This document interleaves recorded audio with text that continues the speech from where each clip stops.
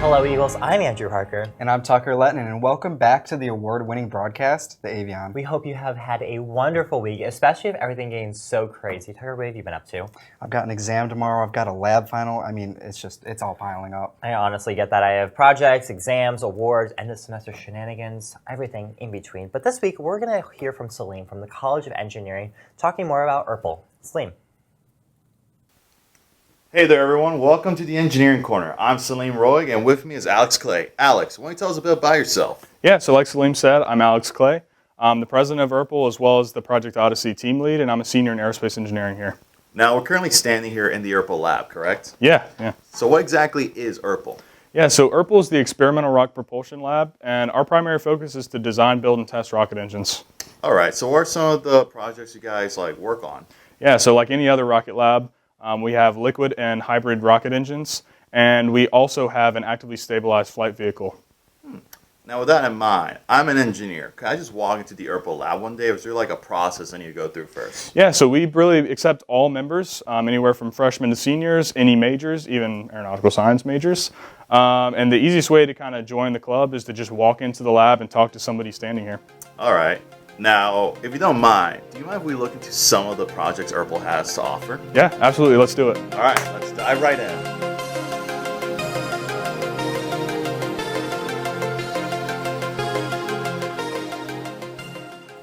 So, Alex, you mentioned you were the team lead for Project Odyssey, and standing in front of us is Odyssey itself, correct? Yeah, so what you're kind of seeing in front is the fluid system for Odyssey. So Odyssey itself is actually an engine, but to make a rocket engine work, you need a whole fluid system and all the support equipment behind to back up the engine. So that's kind of what you're seeing right here.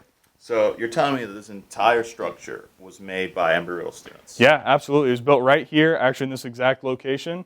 All the off-the-shelf components were purchased, online, but everything was assembled, and any custom machine parts were machined here at Embry-Riddle. Now, as a team lead, what was the end goal of Project Odyssey to look like exactly?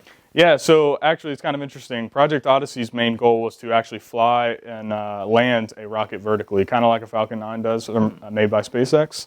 But right now we're kind of in the ground testing portion of the project, so that's going to look like kind of putting the engine on the test stand, running throttling tests, and then also gimbaling tests as well eventually. All right. Sounds like Odyssey has a long way to go. Absolutely we do. A lot of work to be done.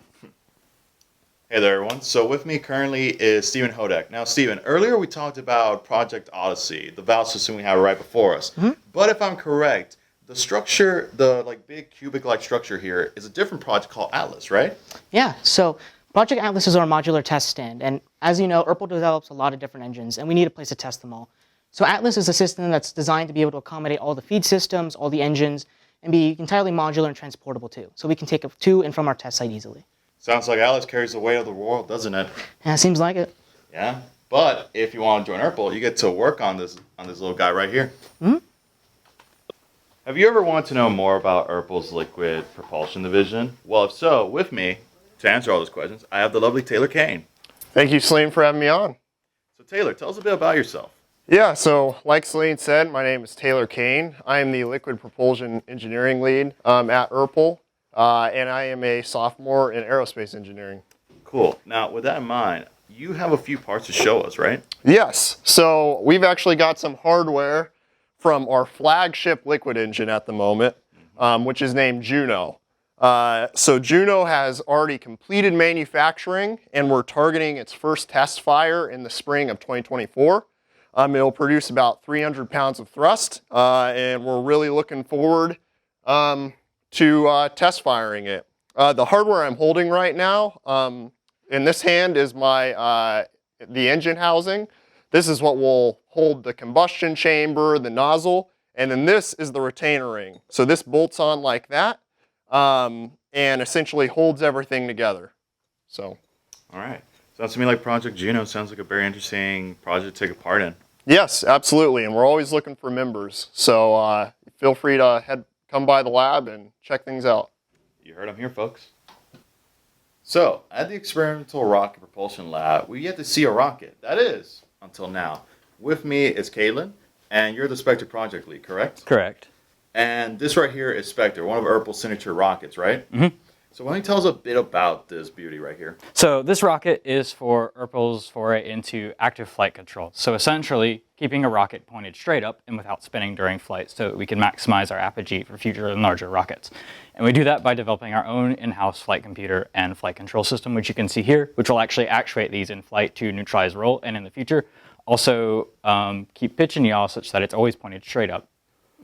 And all of this was like programmed and developed by students, right? Correct, all of it.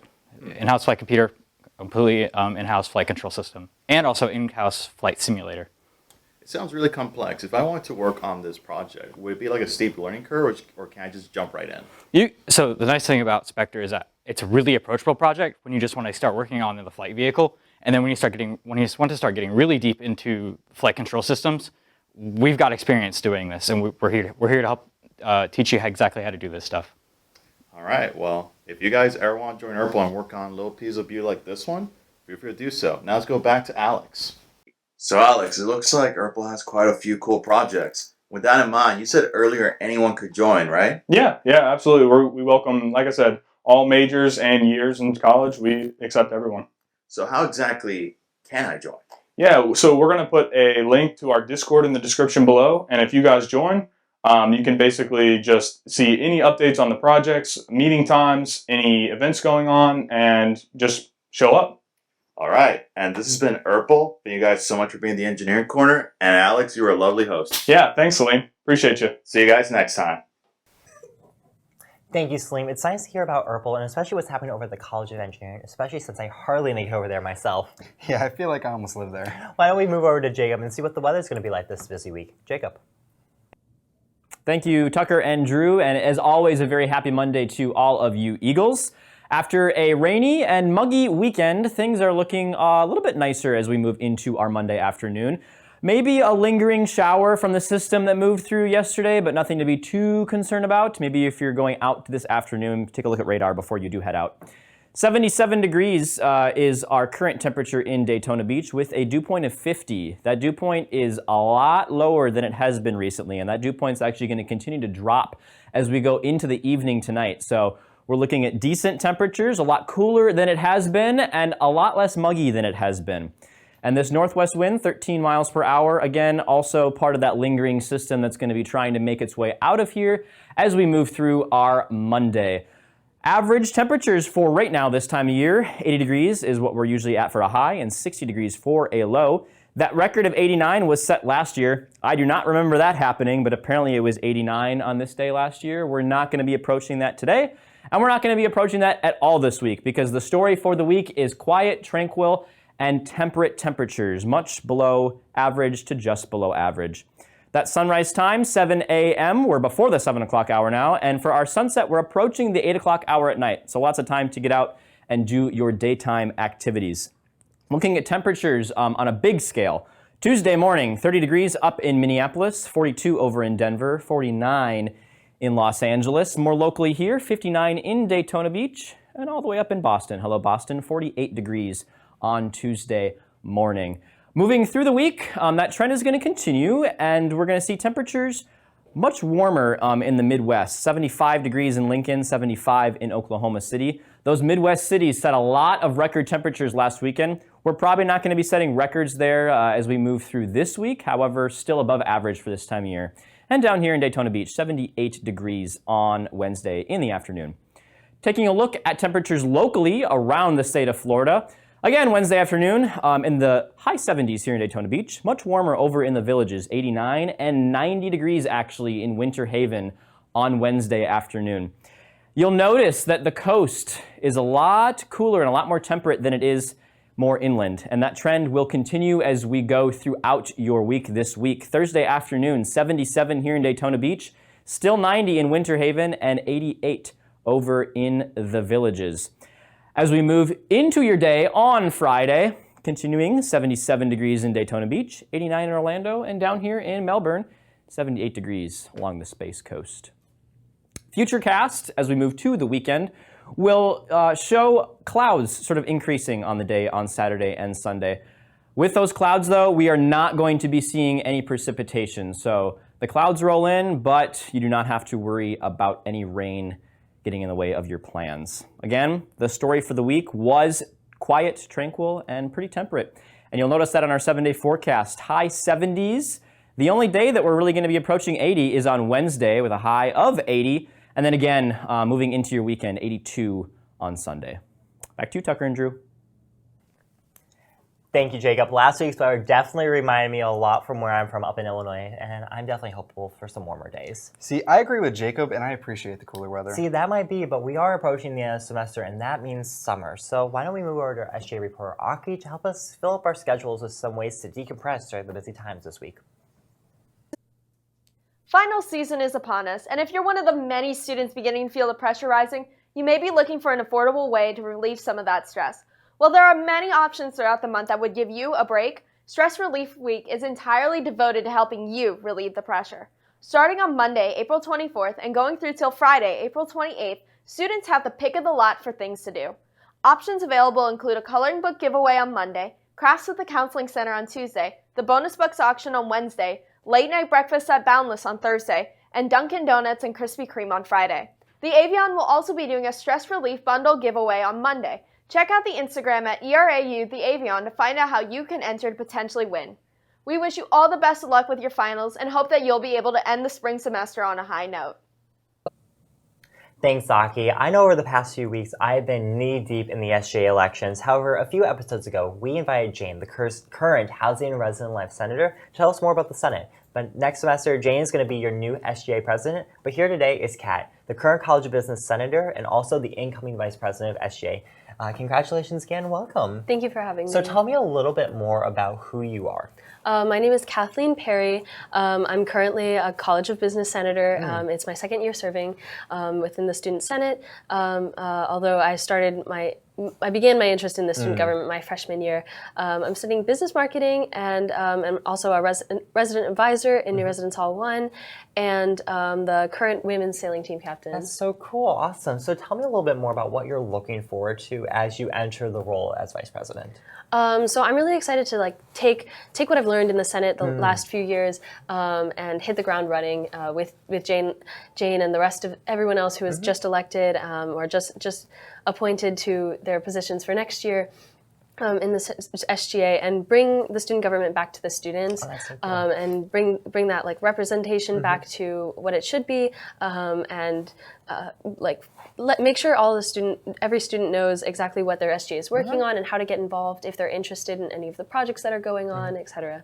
Yeah. That's so cool. So what are some of the areas that you want to see growth in the Senate or even with the student body? Within the Senate specifically, that's kind of like a restructuring this upcoming year, and that's bringing back or bringing in some of those voices who have been traditionally underrepresented within the Senate, and that's ROTC, for example, international students, and that seat, perhaps the seat for diversity and inclusion and mental health, and then restructuring those committees, as we talked about, so that sustainability is a new and there's a focal point for those efforts focused on benefiting our environment and revolutionizing Embry-Riddle's carbon footprint and taking us into the future that way. That's so cool. And speaking of that, how are students able to contact you or any of their senators? So right now, all senators have office hours, and they're all posted just outside of the Senate office in the back left of the Student Leadership Suite on the second floor of the Student Union.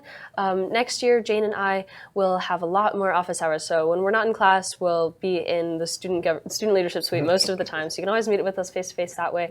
Otherwise, on the SGA website, if you just look up ERAU SGA, you might need to add Daytona Beach. The SGA website will come up, and everybody's emails are there. So if there's anything you need to talk about, you can just shoot an email to one of your representatives. Perfect. That's so cool. And finally, I know you had a lot on your schedule, but what is one piece of advice that you would give to students? Yeah. It's just surrounding yourself with people who help you grow and who you can learn from. For me, that's been, Jim Myers is one of those people who was a SGA president a few years back. Rebecca Moo, who's a graduation speaker, and Naomi Rodriguez, who was our last women's team captain, are all people who really inspire me and have kept me at Riddle and kept my motivation up and inspire me to do better every day. Awesome, perfect. And thank you again for taking some time out of your really busy schedule. And congratulations again. And I cannot wait to see what you get done over the next year. But now I will turn it back over to Tucker. Thank you again.